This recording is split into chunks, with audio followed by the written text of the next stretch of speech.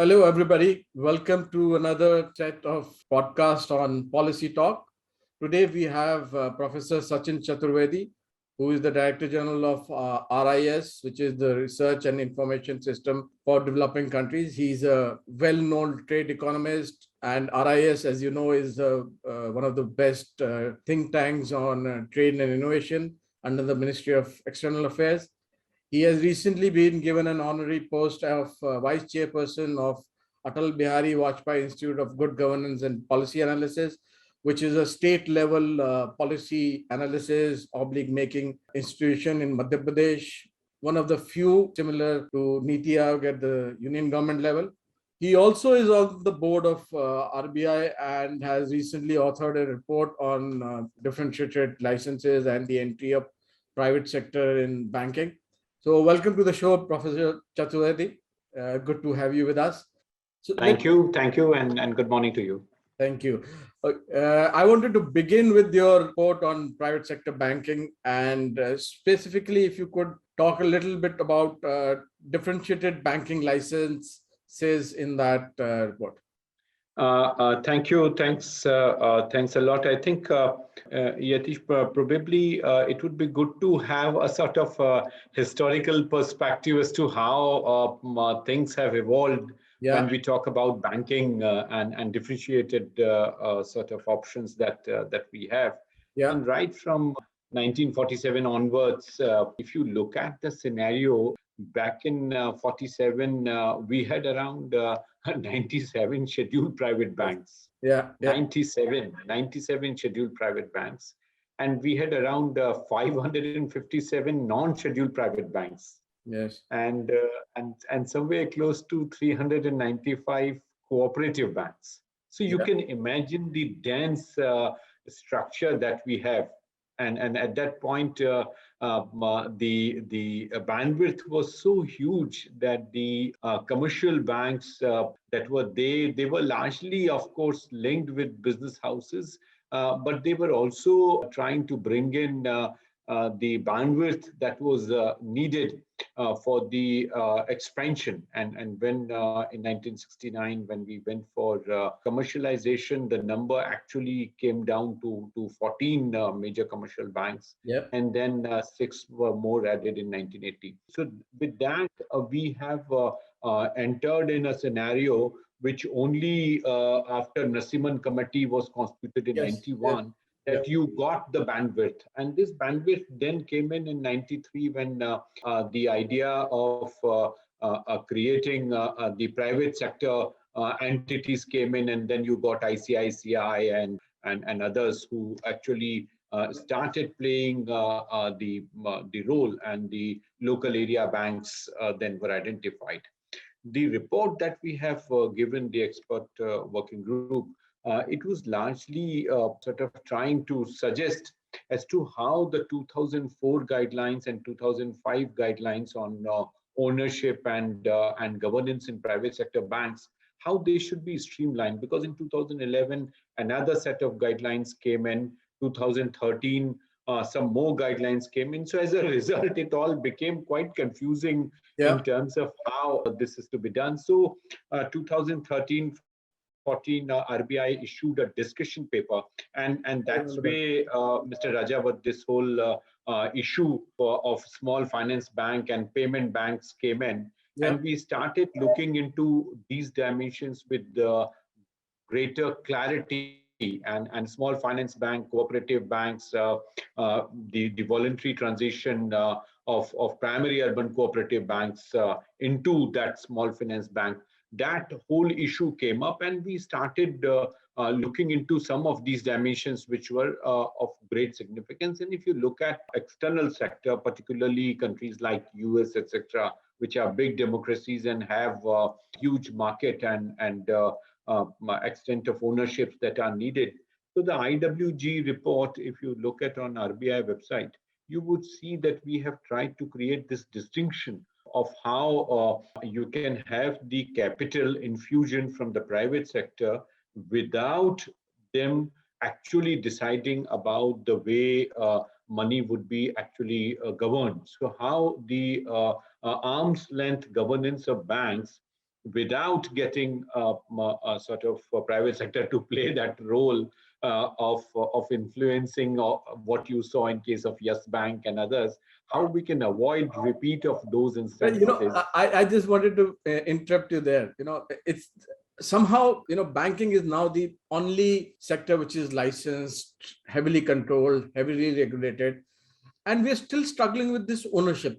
I mean, I thought we had bypassed this ownership issues of private sector versus public sector, and by now we should have accepted that there's a lot of good in private sector, and the role of the government or the regulator has to make the rules. A Yes Bank will happen, like an Enron will happen.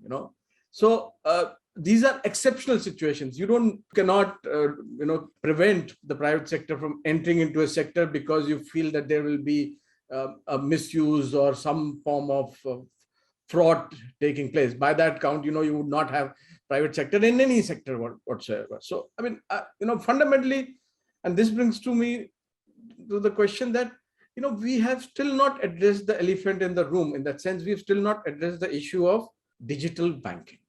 While we have touched it a little bit with the payment banks, who have not done so very well because they have been burdened with these small loans and small deposit, we reach a stage where we'll address the elephant in the room, which is digital banking. Absolutely right, Mr. Rajawat. I think two or three issues are important here.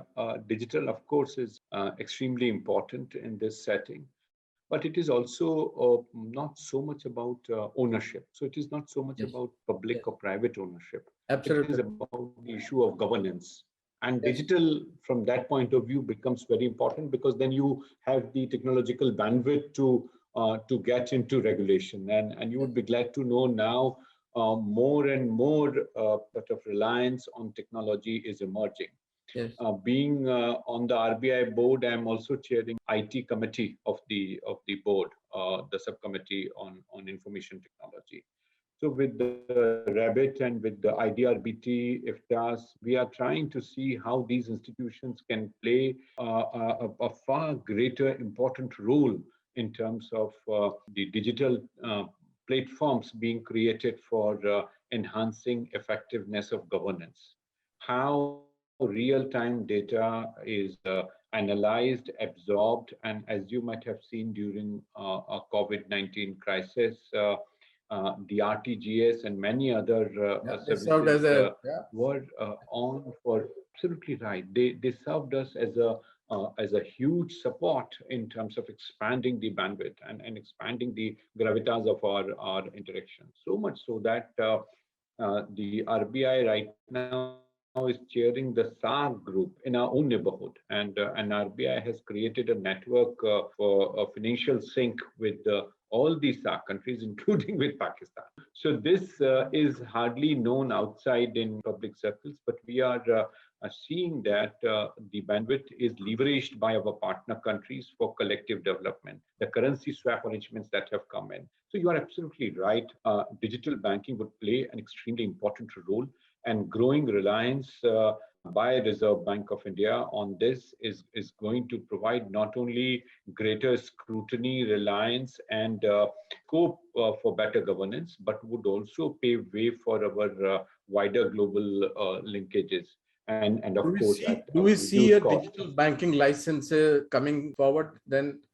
As you would appreciate, since I have some additional responsibility in the eastern area of the Reserve Bank, because I come on the board from the eastern area. So from eastern area, particularly northeastern area, where we have very few brick and mortar branches. Yes. And we have more of the business correspondents and reliance on them. Yes. The idea of Prime Minister to have optical fiber networks across villages is bringing in a greater revolution, Rajawat, when it comes to our reliance on technology and providing banking services through the business correspondents, BCs as they are called. Yeah. And these BCs have now become a major instrument in these areas. And so is the fact, as I saw in Madhya Pradesh, in Badwani and in Dhar districts, where bank outreach is limited, the BCs are providing the technology solutions that are needed for deposit and also for withdrawals. And this, I think, is important. So digitalization has helped. That's the way forward. And already Just discussions wanted to are ask, on for digital there's currencies, between etc. digitizations of banks and digitization of banking services to digital banking licenses. Why I'm drawing that difference is because of the fact that digital bank licenses by its very nature will be branchless banking, and all our banking regulations have traditionally been based on branches. As in, we say that you are allowed to open a branch, or you're not allowed to open a branch here, or you're supposed to open more branches in rural areas, etc., etc. So the core of branching regulation, as we see, has been branches based in that sense. While in digital banking licenses, if a bank were to go completely digital, it won't have any branches except one, maybe one large centralized headquarter. So Um, how will this anomaly be handled from a regulatory point of view? Mr. Ajavat, you would have to appreciate the fact that the heterogeneity in development across the country is extremely profound.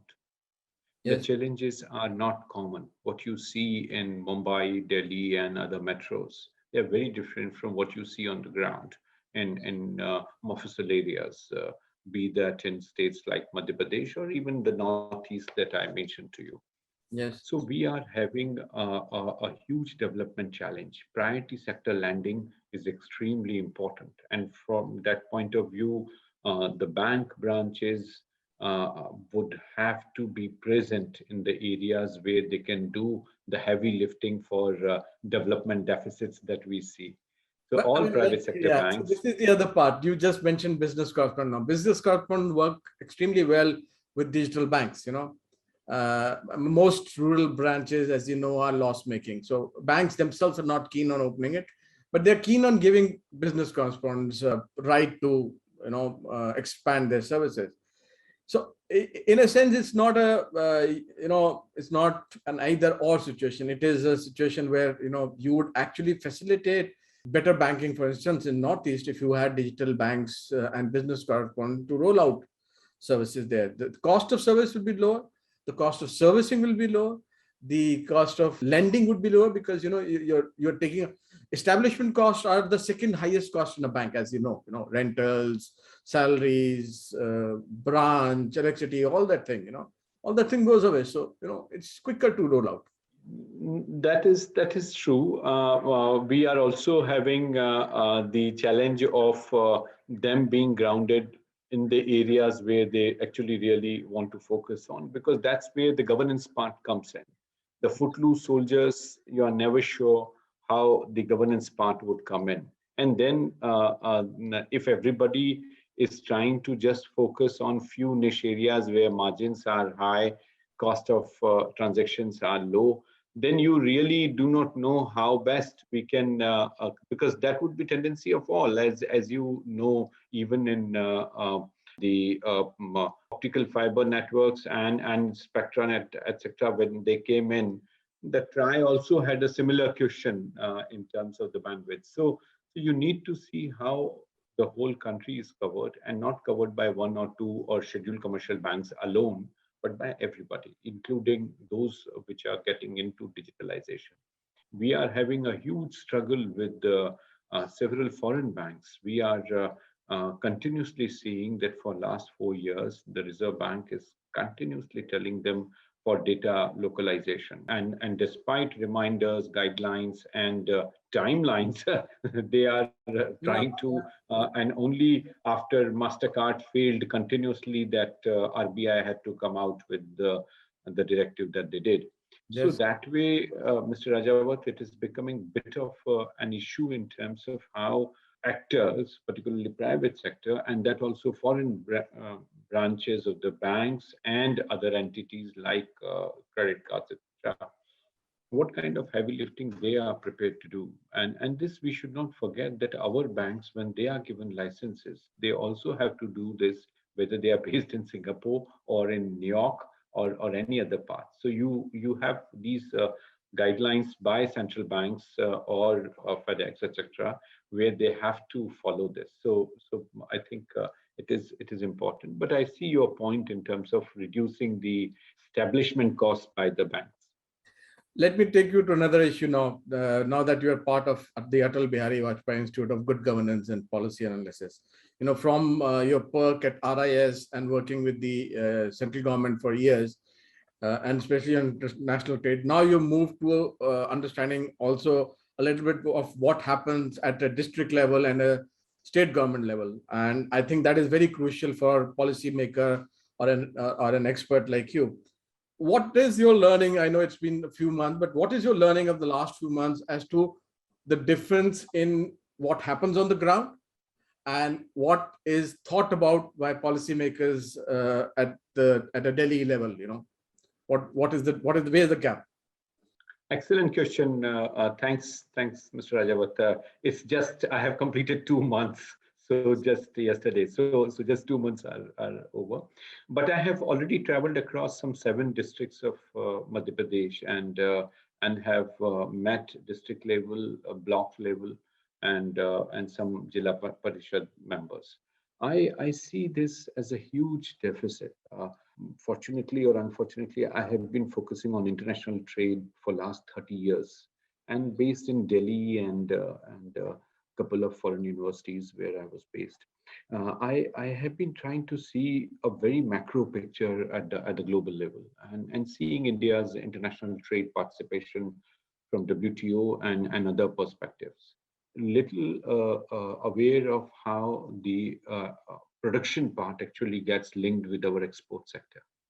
Madhya Pradesh is one of the landlocked states. Yes. As I had an opportunity to study Bhutan and Nepal and some of the Central Asian republics. So I see that all of them have their trade agencies because trade aspirations are there even among landlocked countries.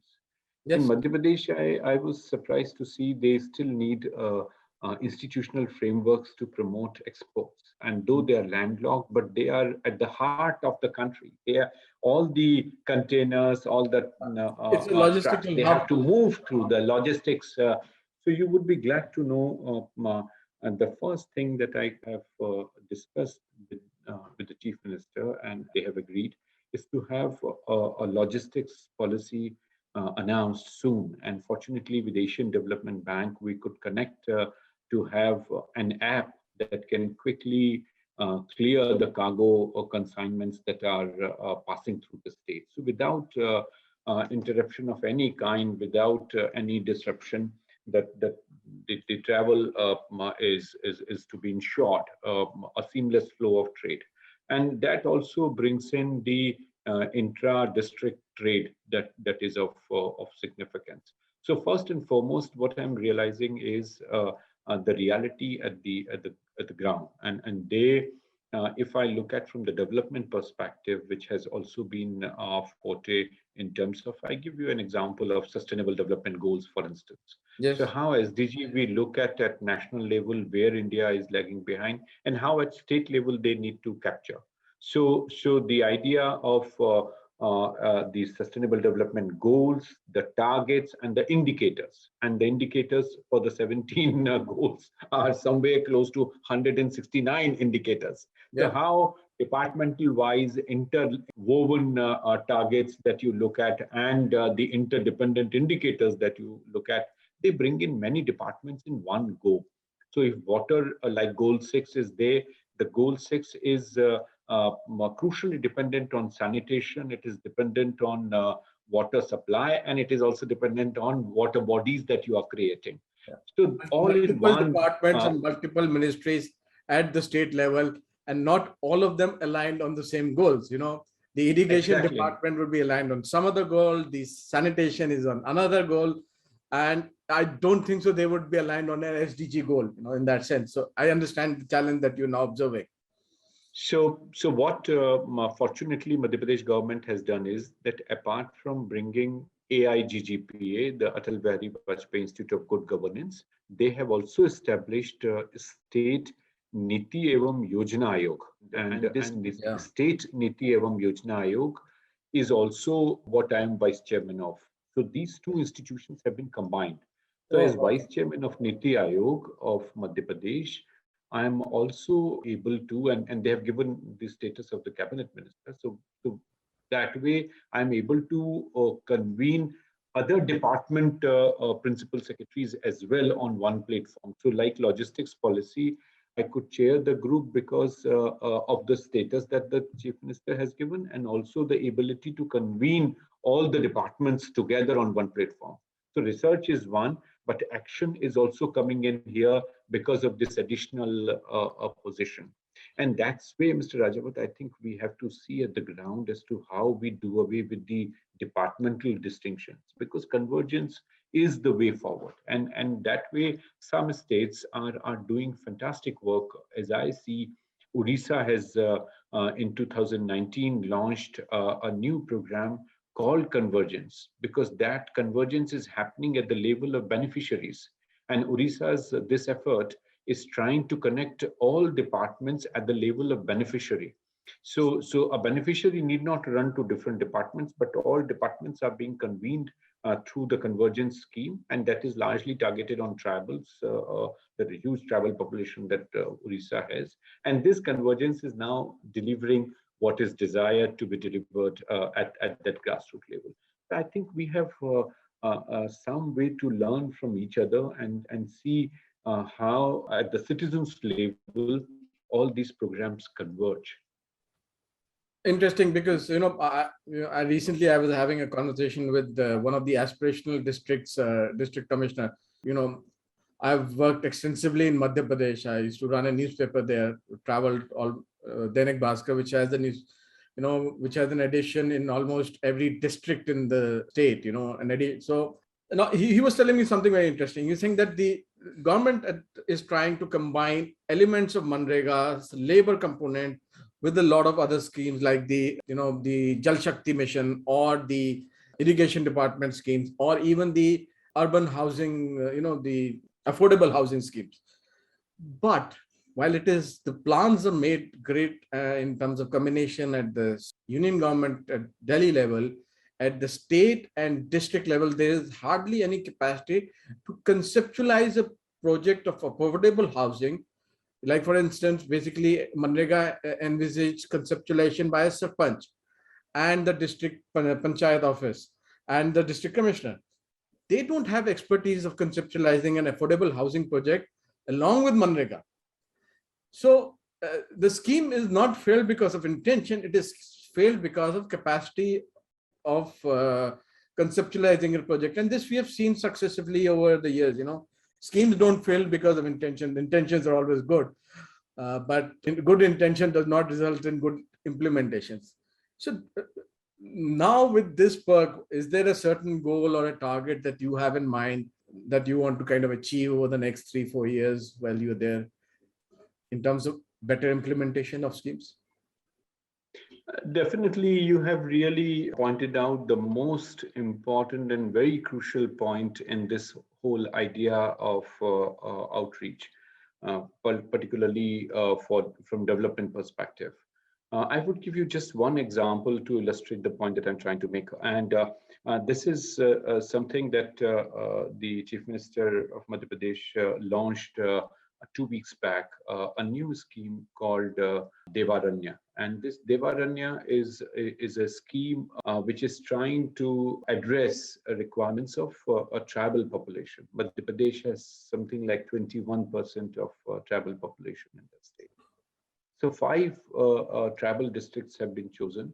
And the idea is that under Community Forest Right Act, which was actually passed in 2006 and has not been implemented so far because Forest Department doesn't want any community participation to come in. Not that they don't want, but the structure is such that it hasn't taken off. And there are several states which have done that. So last month, actually, Ministry of Environment and Forest in Delhi and for Tribal Affairs, they came out with joint guidelines to operationalize under PESA, the Community Forest Right Act.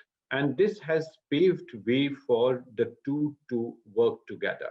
So under Devaranya, what has been identified is that the Gram Sabha would identify a small set of residents of tribal population, a group of 10 under SHG.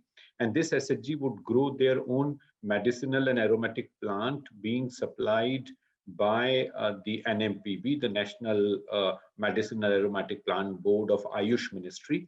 And this plantation would be funded by Manrega. Okay. And they would be herbs or shrubs, so they would have the value for 1 or 2 years to be fully realized. And then under the MP-led program and under Ayush Ministry's project, they would be given some machinery for primary value addition. And then 5 companies have been linked with this scheme to have the buyback arrangement. Okay. So state is not intervening anyway, no minimum support, etc.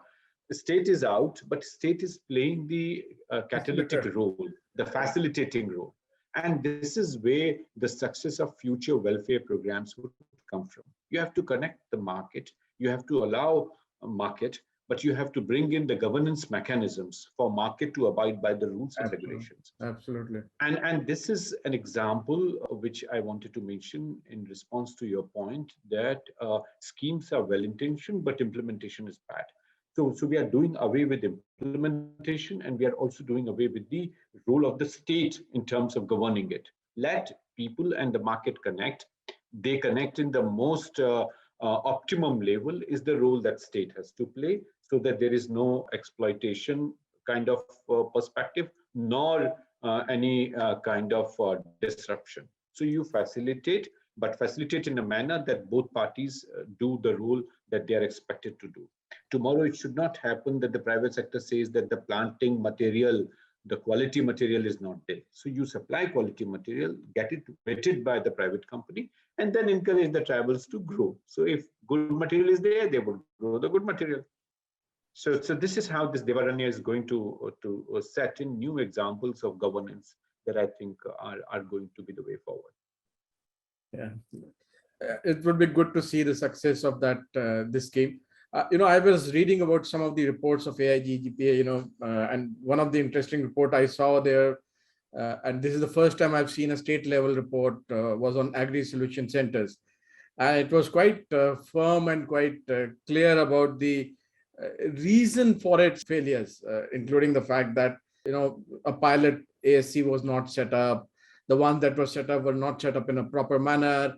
Just the fact that too much was tried to be done in a public or a government setup than could be even done, profitably in a private setup. They just try to do too many things. So any policy which has too many objectives is almost primed for failure in that sense, because you can never meet all the objectives. So it's if it is simply on, what is your observation of the learning that the state has taken from your report on ASC? Are they doing something about it?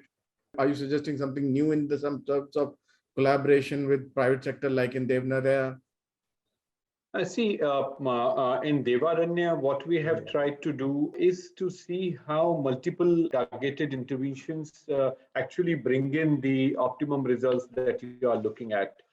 So for any new intervention, particularly the programs such as ASC, which involve sort of multiple services and stakeholders, pilot projects approach, they would help us in implementing and also would support the implementing agencies in identifying the field level challenges in execution of the program, which in turn may provide inputs for policymakers in doing course correction in the scheme design before it is launched. So it is important that those schemes are preconceived in terms of possible challenges and disruptions, because coherence and coordination are crux for this. If multiple interventions are targeted or multiple stakeholders are coming in, and that I think would help build some sort of a confidence among the farmers, because the effectiveness of technology is coming in,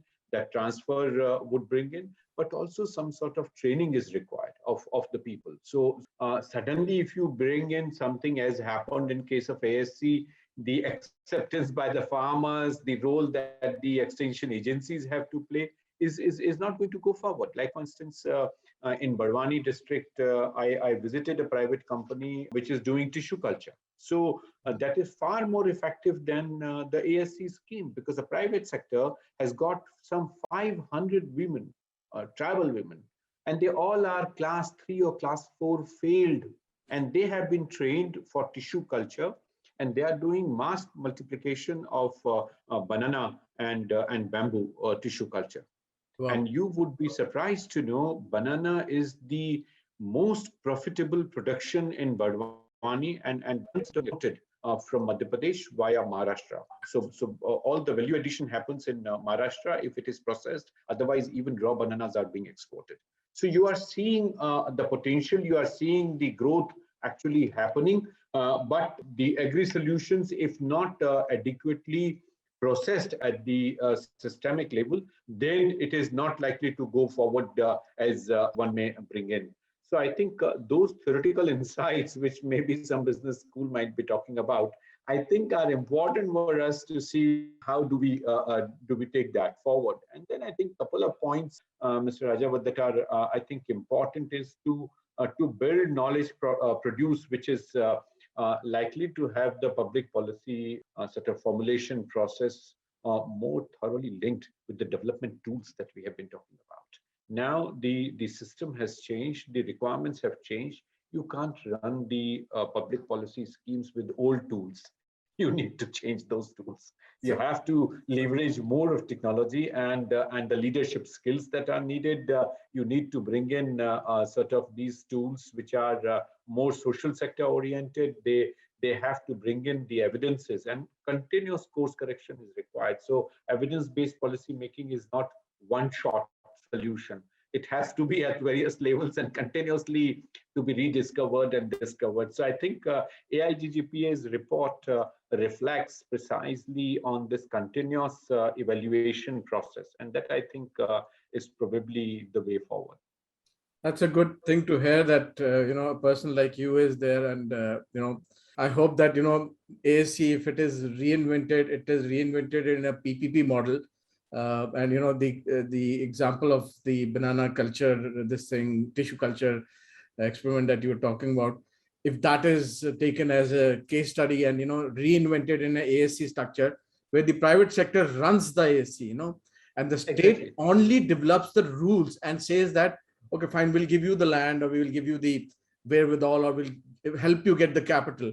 But it is run by somebody who makes a business out of it, and then absolutely right, and it will become. And this is if I can call you Yatish, Yatish, if that is what Devarani stands for. The government is giving you the forestry land. Government is giving you the human resources, trained human resources, and they are also giving you the capital investment for primary value addition. And then you're done. You are in touch with the private sector, which is going to do the second stage value addition or third stage, because branding, marketing, etc., Dabur and Imami would do far better than any tribal grouping can ever imagine to do, because they are specialized in that.